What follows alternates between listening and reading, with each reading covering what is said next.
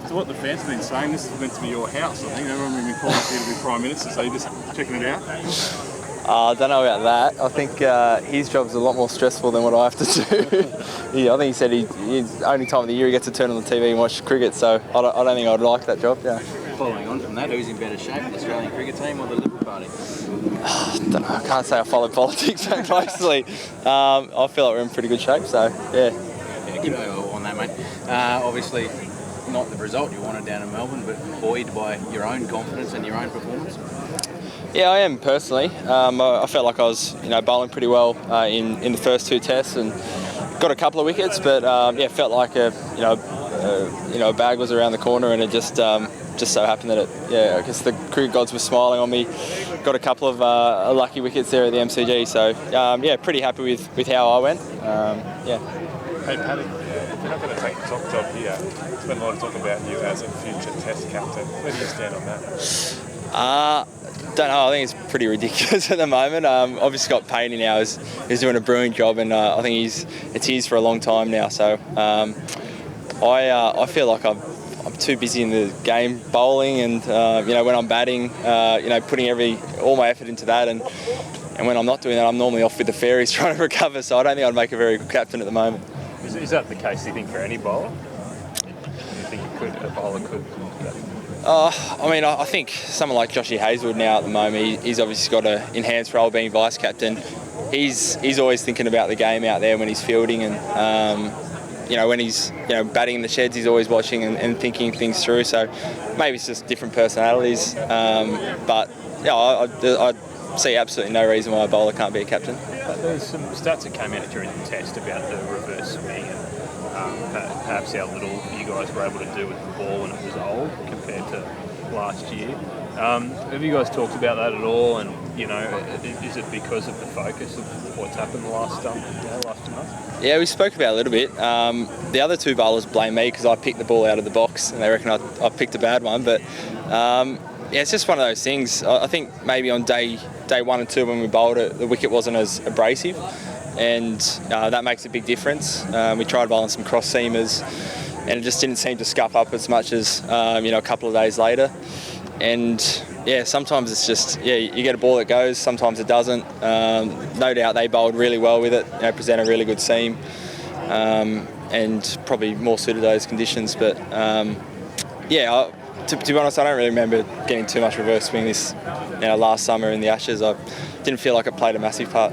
Has there been a bit of an emphasis though on, because the other side of that is that I suppose the conventional movement and what you've been doing with the newer ball has been pretty good across the board this series. Was there a big emphasis coming into the summer that was something you needed to do well and traditionally do?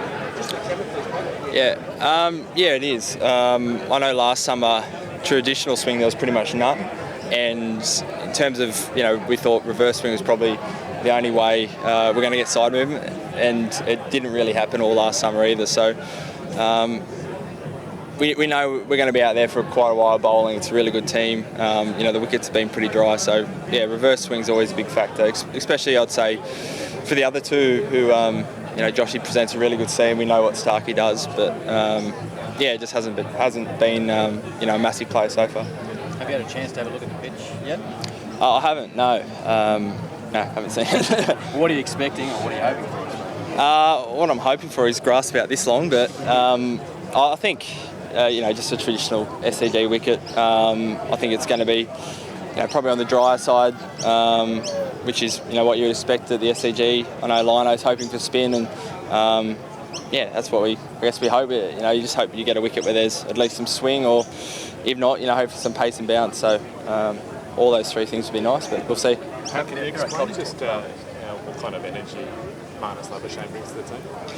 I've played a little bit with Marnus, but not too much, to be honest. I know Uzi's happy because there's another Queenslander he can hang out with, but I think it's always nice just to have a fresh face come in the middle of in the middle of a series. He's so energetic. Probably didn't think he was going to be part of this series, and suddenly he's here. So look forward to seeing what the week holds, and getting into training tomorrow, and I'm sure he'll be buzzing around. From all reports, he was certainly a great great energy around the squad over in the UAE. So yeah, look forward to seeing what he's got. How's Aaron Finch and Mitch Marsh going? Like, there's obviously a fair bit of attention on their places in the team, and it's possible a change or two might be made. How have they bounced out of the MCG test? Yeah, they're going okay. I think they they know that they haven't got the runs that they would have liked, but they're both really positive people. They've been in similar situations before, so I think for them it's just about backing their processes. They're training really hard. You see them, talking to Graham Hick and JL, doing a great job with them, and they're trying everything in their power to try and do their best.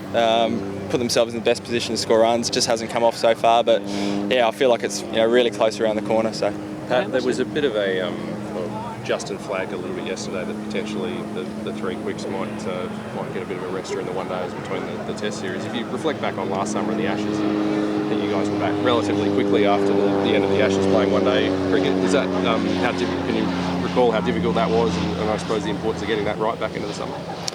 Yeah, I found it quite hard. It was the first time where I really bounced between, Test matches straight into one days, and I think the biggest thing for me is I think there's only one or two bowling sessions I had before that series, and just being able to try and practice all your skills, mainly death bowling, which you don't do in Test match cricket.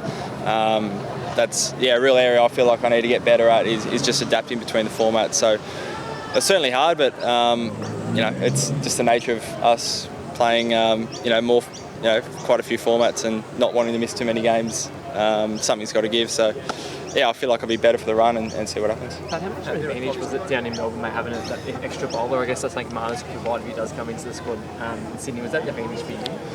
Oh, huge advantage. I think it felt like a long few days out there, but when you look at the whole Test match, we only bowled. I think I bowled 45, Joshy 40, and Starkey a little bit less than that, which, to be honest, that's about the same amount of overs you'd budget for most Test matches. So having Mitch there played a massive role. It meant that we kind of come into this Test not feeling too overdone. He obviously was our most economical bowler the whole time, which really built up pressure and could have easily had a couple of wickets. So no, I thought his bowling was, he played his job, did his role absolutely brilliantly down there. Last question. You've been in great form, but obviously I'm sure you don't want to be a part of a losing Test team here at home in Australia. So Virat's talking about their chances of making history. What's a move like in the camp to stop that happening? Oh, desperate. Everyone's doing everything they can. We spoke, at the start of the series about that record that we've got to try and hang on to. So I think 2-1's probably a pretty fair reflection on how we've played the series so far. You can see why they're the number one Test ranked side in the world. Not only good at home, but they travel really, really well. And saw it in England, they played well. Over here, they just seem to adapt to conditions really well. So I think if we can get a win up here, make it 2-2 in the series, I think that's a pretty good result against the best side in the world. And what is probably a pretty inexperienced side compared to previous years. So everyone's desperate. Everyone knows what the record is, and can't wait to try and rectify what's happened so far.